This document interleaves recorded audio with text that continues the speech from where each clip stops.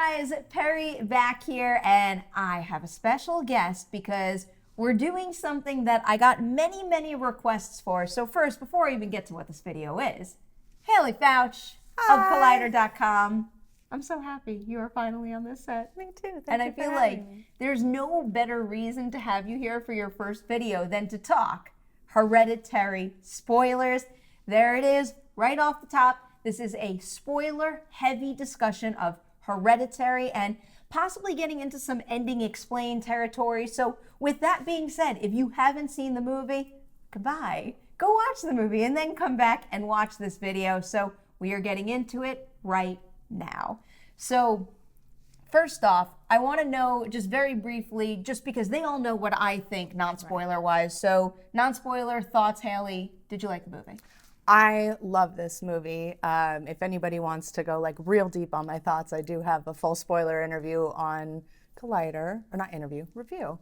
I love it. I love the movie. I think it's brilliant, challenging. It's remarkably constructed, and to me, I think it's a technical wonder. What they do with every element of the technical side of filmmaking is superb. The only downside for me is maybe it's a technical masterpiece. I'm not certain it's a storytelling masterpiece. Okay. I think that's going to be something we're going to get into right now, because as anyone who watched my spoiler-free review knows, I loved kind of like 95% of this movie, and now that I can get into some spoilers, I didn't like the last couple minutes of the movie. And I'm just going to say it right now. Right after like that scene where she chops off her head, all of a sudden it was like, almost like the energy was sucked out of the room. That's where I became kind of deflated and almost uninterested. I was very curious to know exactly what was going on, because there was such a strong sense of mystery throughout the entire thing. And the movie is so all-consuming, where it challenges you to get into their headspace and try to figure it out along with them, that we did need some sort of answer toward the end. But the answer I got was, it was so uninteresting. Up until that point, it was like, I had never really seen anything like this before. And then when they showed you exactly what was going on and essentially spelled it out in those last few minutes in the treehouse, I'm like, oh, all right. I could have guessed that. And that was it. I agree with that. It's, for me, same thing. I'm obsessed with like 95% of the movie, and really it is that final little coda where they gift wrapped you an answer. That I don't hate it or anything, and it's a satisfying answer. It's not the devil, which is nice. You're gonna have to get used to this, because he owns this set. Dewey will knock things over, and we must let it happen. You know he owns me too. He does. Yeah. I guess the problem I have with the ending above all is, for one thing, it instantly makes you go, "Oh, it's Rosemary's Baby." Which is a great movie to take inspiration from, but it's also, then you go, oh, I was watching like Rosemary's Baby Extreme. But I guess he had to give an answer, right? Yeah. And the problem is that when your movie is so effective, the answer is always going to be a little bit more disappointing than the intensity of not knowing. I guess so. I think I would have been even more unsatisfied had I not gotten an answer. Probably unsatisfied in a more negative way, where it was like an unsatisfaction, but also paired with frustration. And I wouldn't have wanted that either. I think I just wanted more of an innovative ending. And actually, this is a good segue, because there's one thing that you had mentioned to me that was part of, I'm not sure if you had mentioned it was part of director Ari Aster's interviews or something you picked up on the second viewing, but it's something I want to get into. So right now, the question I want to pose to you, Haleigh, because I've seen the movie once at this point, and I do want to see it again. Haleigh was lucky enough to get to catch it twice. So on your second viewing, give me a sense of the things that you caught that you didn't realize the first time around. So it's a combination of the two things you just said. It was reading interviews and seeing it a second time. Because I learned things in interviews that allowed me to click certain pieces in place, and then seeing it, I saw those pieces really clearly. So one of the big things for me was realizing that this was always going to happen, no matter what the family did. And Aster has said in interviews that he wanted to make a film from the point of view of the sacrificial lamb. So like, we're in their shoes and we don't know what's going to happen, but it was always going to happen. No matter what she did, if she didn't throw the book in the fire, or if she didn't become friends with Joan, the cult would have just found another way. It's in that. Well, it's like what you said with the slipping of the seance card in the door. Yeah, they were going to get it one way or the other. That never really comes back because she finds the seance through Joan. But it does show you that they were working multiple angles on these people. Okay, that I find interesting. The other thing that I'm going to steal from you that I really liked was the idea of Paimon not necessarily being this like evil demonic puppeteer who's arranging the whole thing for his benefit or world domination or anything like that. That Paimon was this entity who was kind of, I guess, almost like in the dark and unknowing and being manipulated himself. And that, to me, that's like the nugget of the idea that could have made Hereditary and the ending and the explained element of it so different than anything I've seen before. Because really, off the top of my head at least, I can't think of a single demonic possession movie where it was looked at from the point of the demon being manipulated and not fully in control. And I do wish that maybe that had been explored a little more, or maybe just more heavily tied to the end of the movie. I agree. That was something I'd learned through interviews, because at the end we talked about this briefly. Charlie, when Joan talks to her and she says, "Charlie, don't be afraid, you're in this new body," I was like, why is she still calling the demon Charlie? And it's because the demon is also a player that's being manipulated by this cult, just like the family is. And you're right, that puts such a different, fresh spin on the whole thing. And it clicks a lot into place that doesn't make sense in the movie otherwise. Yeah. So I wish they had put a finer point on that. It does. I mean, actually, when I look back and I think about certain things that I had questions about, one in particular, a question that wasn't really answered clearly. And, you know, I don't want this to come across like, oh, every question, every piece of this needs to be answered clearly. That's not true. We're just kind of discussing the ending here and curiosities. And one of mine was exactly when and why Paimon was able to enter and exit certain bodies. And, you know, I was kind of looking at it as a way of when someone's at their weakest, which maybe when Peter fell out the window, that was like the easiest entry point. So that's something I noticed on the second viewing. There's a line of text in the book that she flips through at the end that says, "At the time of conjuring, Paimon will enter the weakest host." So you are totally right. Yeah. I'm like genuinely shocked, right? I normally come with these like out of left field ideas and it's just nothing. You nailed it. Give myself a pat on the back. Yeah. All right. So I made my one valid point in this video.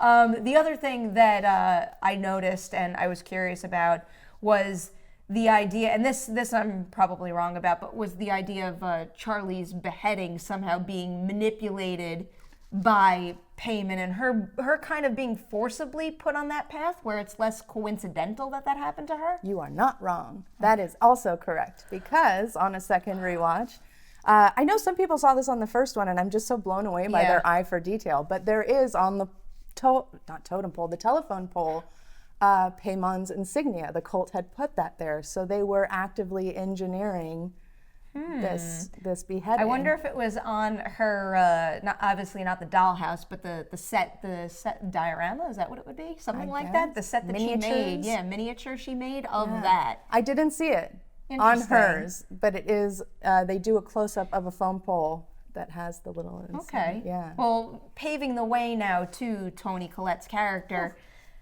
what exactly did you think she knew the entire time? Because again, just on one watch, one viewing, there's a very clear, distinct line drawn between what she is like and what she is trying to achieve when she is completely awake and lucid, and then also when she is in her sleepwalking form. And I wonder if that is from just some sort of like personal issues she's dealing with and how she compartmentalizes what she really knows with what she wants to be real. And, you know, what she wants to be real is essentially her being able to control the situation and find hope in burning the book. But what she knows to be true is that she needs to murder her children to spare him of all of what's to come. Yeah. No, I think my first reading on it, I believe even more so the second time watching, which was that she was not a player. She didn't really know anything. She knew was subconscious and an awareness that maybe her mother was evil or had an evil connection to her children. But to me, the second watch made it extremely clear that she's way in over her head. She's not a player in this. She's not trying in any way to conjure Paimon herself, she is one of the sacrificial lambs. And those manifestations are, I think, a subconscious thing that she thinks she needs to kill her children in order to protect them. And her family clearly has a history of like super intense mental disorders. So I think it's a mix of the two, because her father was psychotic and starved himself. Yeah. Her brother, because the mom was trying to put people in him. Yeah, and I wonder if maybe, I mean, the bloodline begins with, not necessarily begins, but it's like the grandfather couldn't have been part of that same bloodline. That's why the father can't really have any kind of role in this whole thing, because he wasn't part of the grandmother's bloodline. So I wonder if the grandfather, because he's the one who committed suicide. He starved himself. He starved himself. Maybe that had something to do. It could be to do with him just being aware, maybe, of what happened and wanting to get away from it, or maybe that was some sort of manipulation by the cult and the demon. I mean, who really knows? Especially, did they ever say at what point in Toni Collette's life that happened to her? Was she really young? Because that could have just been something she was told by I think her she parent, was her mother. pretty young, and I think she does say the age, but I don't remember it. Maybe that's just, if she was young enough, maybe that was just something that